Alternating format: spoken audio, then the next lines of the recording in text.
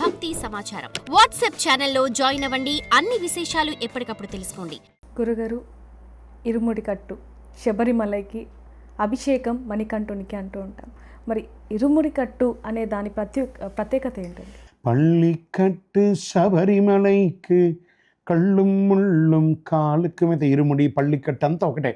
First ఇరుముడి స్వామివారే మోసారు. మనం ఇంతకుముందు చెప్పుకున్నాం.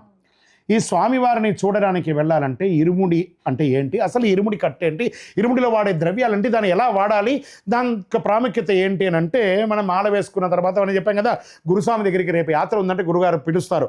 అరే రా, number 1, number 2, number 3, number 5, number 18 నీకు 6 కొబ్బరికాయలు ఇస్తారు. 6 కొబ్బరికాయలు నూరండ్రా బాబు అని చక్కగా వాళ్ళు స్వామి అయ్యప్పో అయ్యప్పో స్వామిని నూరుతారు. మనం మామూలుగా కొబ్బరికాయలు పెట్టుకుంటే పీచు పీచుగా ఉంటే గరుక ఉంటుంది కదా, అది మనం ఆ తోమగానే మనం ట్యూన్ అవుతున్నాం. వెంటనే ఆ పీచు పోగానే ఆ ట్యూన్ అయినటువంటి ఆ కొబ్బరికాయ పట్టను పగులుతుంది ఒక్కొక్కసారి. అందుకే వెంటనే ఏం చేస్తారంటే పసుపుతో నూనె ఉండి దాన్ని మర్దన చేసేస్తారు. చేసిన తర్వాత అయిపోతుంది. 6 కొబ్బరికాయలు వేసేస్తారు. అందులో ఒక నెయ్యికాయ దాన్ని హోల్ చేసి అందులో నాలో ఉన్నటువంటి ఏమైనా చెడు ఏమైనా ఉంటే ఆ హోల్ లాగా తీసేస్తున్నాం స్వామి. ఆ నీళ్ళు కొబ్బరి నీళ్ళు అంతా తీసి దాన్ని చెట్లకు బస్సులు దాన్ని బోల్చి పెడతారు. గురుగారు ఇవన్నీ చేస్తారు. పోల్చిపెట్టిన తర్వాత మరుసటి రోజు ధూపం వేసి అందులో ఏమైనా తడి ఉంటే, మళ్ళీ తడి ఉంటే నెయ్యి, ఆవు నెయ్యి ఫంగల్ ఇన్ఫెక్షన్ వచ్చేస్తుంది 2-3 రోజుల యాత్రలో. అంతా బోల్చి అలా పెట్టేస్తారు. ఇదంతా అయిన తర్వాత 6 కొబ్బరికాయలు, అందులో 1 కాయ నెయ్యి టెంకాయ. అందులో ఏమని వేస్తున్నాం, గురుగారు చెప్పిస్తున్నా, నాన్న శరణం చెప్పు నాన్న అని చెప్పగానే ఇదం ఆజ్యం మమ మండలకాల బ్రహ్మచర్య వ్రతైన శ్రీ హరిహరపుత్ర అభిషేకార్థం ఆజ్యంపురం. నేను నా యొక్క మండలకాల బ్రహ్మచర్య వ్రతంతో మాత్రమే నేను దీక్ష తీసుకొని ఈ యొక్క స్వామివారి అభిషేకార్థం ఆజ్యం నింపుతున్నాను. మా అమ్మ ఒకటి మొక్కున్నది, మా అన్న ఒకటి మొక్కున్నాడు, వాళ్ళు ఒకటి మొక్కున్నాడు అంతా లేదు. ఎవరైనా వెనక వీపు మీద తాకడమే. ఒక్కసారి ఈ మంత్రం చెప్పారంటే ఎవరిని చూడకూడదు, ఇంకా స్వామివారి మీదే. ఈ మంత్రం చెప్పిన తర్వాత గ్లాసులో నెయ్యి ఇచ్చిన తర్వాత ఓం శ్రీ స్వామి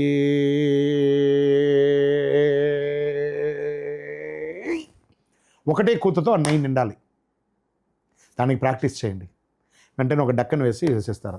కొబ్బరికాయ అనేది దేహం, అందులో వేసినటువంటి నెయ్యి ఆత్మ. ఆ ఆత్మను శబరిమలకి వెళ్ళగానే పలగొట్టి స్వామికి అభిషేకం చేయగానే ఆ పరమాత్మకు అంకితం ఇచ్చేస్తున్నాం. నెయ్యి దేహం, కొబ్బరికాయ దేహం, ఆత్మ పరమాత్మలో విలీనం అవుతుంది. ఇంతటి పవిత్రం. మళ్ళీ అందులో ఏమేమి వేసుకెళ్ళాలి, స్వామివారి అభిషేకానికి సంబంధించిన వస్తువులన్నీ వేయాలి. అమ్మవారికి గాజులు, బ్లౌజ్ బిట్ అవన్నీ వేయాలి. బియ్యం వేయాలి. భక్తులందరూ వేసుంటారు చూసారా, నాకు ఉద్యోగం కావాలి, నాకు ఆరోగ్యం బాగుండాలి, నాకు పెళ్లి కావాలి, నాకు ఇల్లు కావాలనే కోరికతో బియ్యం డబ్బులు వేస్తారు కదా, ఆ కానుకలన్నీ తీసుకుపోయి స్వామివారి హుండీలో వేయాలి. అందులో నుంచి కొంచెం బియ్యం ఉంటుంది కదా, ఉన్నదంతా అన్నదానంలోకి దాన్ని మనము డిపాజిట్ చేయాలి. ఆ డిపాజిట్ చేసిన తర్వాత కొంత బియ్యాన్ని పెట్టుకొని చక్కగా మీరు వచ్చి ఈ స్వామివారి మన ఇంటికి వచ్చిన తర్వాత ఆ ఇరుముడిలో ఉన్నటువంటి బియ్యాన్ని కొంత మిగతా బియ్యంతో కలిపి చక్కగా పొంగల్ లాంటిదంతా వండి తర్వాత స్వామివారికి అందరికి భక్తులకు అందరికీ పంచాలి. 6 కొబ్బరికాయ అన్నాం కదా, 1 కొబ్బరికాయ ఇరుముడి కట్టిన చోట కట్టాలి. ఇంకొక పంబా నదికి రాగానే గురుస్వామి గారు ఇరుముడి ఇప్పుతారు. అందులో నుంచి 3 కాయలు తీస్తారు. ఒకటి కన్నిమూల గణపతి దగ్గర కొట్టాలి, ఒకటి శబరిపీఠం దగ్గర కొట్టాలి, ఒకటి సన్నిధానంలో కొట్టాలి. ఇంకొక కొబ్బరికాయని అమ్మవారి దగ్గర దొల్లించాలి.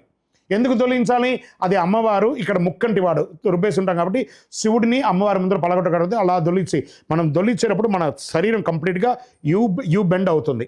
యూ బెండ్ అవడం వల్ల మన యొక్క ఆరోగ్యం అంతా బాగుంది. దొల్లించుకుంటూ మన పాపకర్మాలన్నింటినీ దొల్లించి అలా వదిలేయడమే ఈ యొక్క దీక్షలో ఉన్నటువంటి పరమావధి. ఆ స్వామివారి బియ్యాన్ని ఇప్పుడు మన కానుకలుగా వేసి ఉంటుంది కదా, ఆ ప్రసాదం కలిపి వాళ్ళందరినీ పిలిచి ఒకరోజు భోజనం పెట్టి వాళ్ళకి ఇది ఇవ్వడము విశేషం. ఇది ఇరుముడిలోని పరమార్థం. సాక్షాత్ స్వామివారికి అభిషేక ఆరాధన చేసే ఒక వస్తువే ఇరుముడి. 48 రోజుల పూర్ణాహుతి యొక్క ఫలితమే ఆ ఇరుముడి. కాబట్టి ఇరుముడికి అంత పవిత్రం ఉంది. ఇరుముడి నెత్తి మీద ఉండగా ఎంగిలు ఉమ్మడాలు, ఫోన్లు మాట్లాడాలు, అశ్రద్ధగా ఉండడాలు, నో వే. శరణమయ్యప్ప. గురుగారు, కార్తీక మాసం కాకుండా మామూలు సమయంలో కూడా మాల ధరించవచ్చు అంటారు. ఏమండి, ఈ శబరిమల అనేది 127 రోజులు తెరిచి ఉంటుందండి శబరిమల. ఈ కార్తీక మాసం నుంచి మొదలు పెడితే మకర సంక్రాంతి అయ్యి 20వ తారీఖు వరకు శబరిమలలో పూజలు అవుతూ ఉంటాయి. మిగతా నెలంతా కూడా 5 రోజులు ఉంటుంది. స్వామివారి పుట్టినరోజు ఆరాటు ఉత్సవం అంటారు, అప్పుడు ఒక 20 రోజులు తెరుస్తారు గుడి. ఇంత అన్ని కలిపి 125 రోజులు ఉంటుంది.